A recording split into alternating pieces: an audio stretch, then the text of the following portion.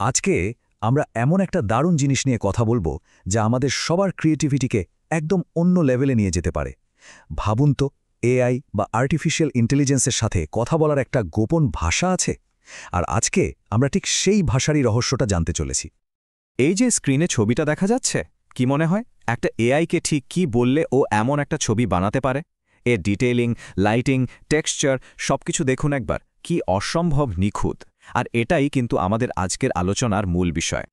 মজার ব্যাপার কি জানেন, এর পেছনে কিন্তু কোনো জটিল কোডিং বা প্রোগ্রামিং নেই। এর আসল রহস্যটা হলো ভাষা। হ্যাঁ, একদম ঠিক শুনেছেন, সাধারণ ভাষা। আর এই ভাষাকেই বলা হয় প্রম্পট। তো এই প্রম্পট জিনিসটা আসলে কি? খুব সহজ করে বললে এটা হলো এআইকে দেওয়া কিছু নির্দিষ্ট ইনস্ট্রাকশন বা নির্দেশ। এটাকে অনেকটা রান্নার রেসিপির মতো ভাবতে পারেন। মানে রেসিপিতে যেরকম উপকরণ আর প্রণালী যত ডিটেলে বলা থাকে, রান্নাটাও ততটাই পারফেক্ট হয়, তাই না?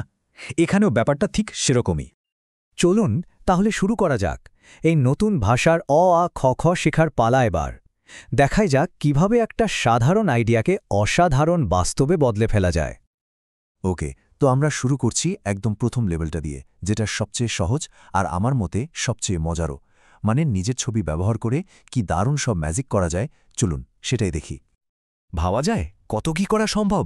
যেমন ধরুন, নিজের পোশাকটা এক মুহূর্তে বদলে ফেলা, কিংবা ছবির ব্যাকগ্রাউন্ডটা পুরোপুরি চেঞ্জ করে দেওয়া। আরে শুধু তাই না, চাইলে পছন্দের কোনো সেলিব্রিটিকে ছবিতে অ্যাড করা যায়, এমনকি নিজেকে একজন সুপারহিরো হিসেবেও দেখা যেতে পারে। আচ্ছা, ধরা যাক এআইকে খুব সহজ একটা প্রম্পট দেওয়া হলো, আমার পোশাক বদলে দাও। এখন এআই হয়তো কিছু একটা করে দেবে, কিন্তু রেজাল্টটা খুব সাধারণ হবে। কারণটা কি? কারণ নির্দেশটা একদমই স্পেসিফিক না।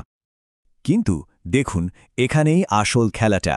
যদি প্রম্পটটা একটু অ্যাডভান্সড হয়, যেমন ধরুন, আমার পোশাক পরিবর্তন করে একজন রাজার পোশাক পরিয়ে দাও, মাথায় একটা সোনার মুকুট থাকবে, ব্যাকগ্রাউন্ডে থাকবে একটা রাজপ্রাসাদ, আর ছবিটা হবে হাইপার রিয়েলিস্টিক।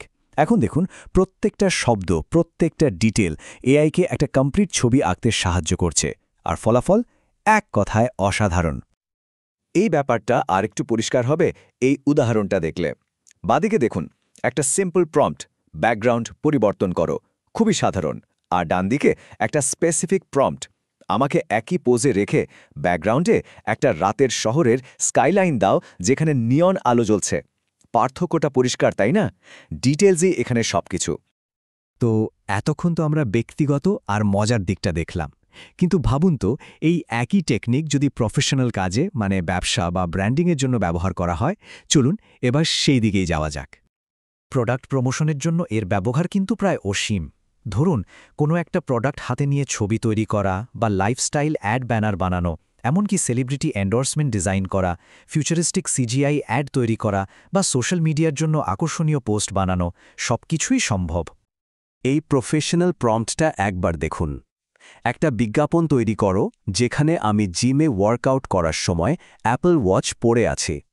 এটুকু তো গেল ছবির বর্ণনা, কিন্তু এর সাথে আরও একটা জিনিস যোগ করা হয়েছে, একটা সিটিএ বা কল টু অ্যাকশন। প্রতিটি পদক্ষেপ ট্র্যাক করুন, আজই ফিট হন। তার মানে এখানে শুধু ছবি নয়, একটা ব্যবসায়িক উদ্দেশ্য জুড়ে দেওয়া হয়েছে। সো একটা সফল অ্যাডভার্টাইজমেন্ট প্রম্পটের ফর্মুলাটা কি দাঁড়ালো?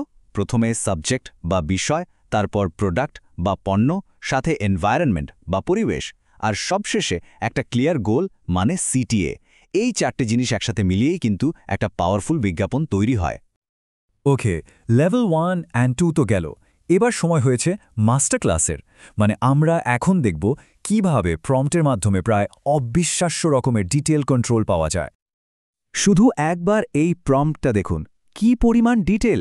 একটা হাইপার রিয়েলিস্টিক 1/6 স্কেলের ফিগারিন, ডাইনামিক পোজে দাঁড়ানো, পালিশ করা কালো অ্যাক্রিলিক বেসের ওপর, পাশে জ্বলন্ত মেকানিক্যাল কিবোর্ড, ভিনেসওয়াসি ব্লাইন্ডস দিয়ে হালকা দিনের আলো আসছে।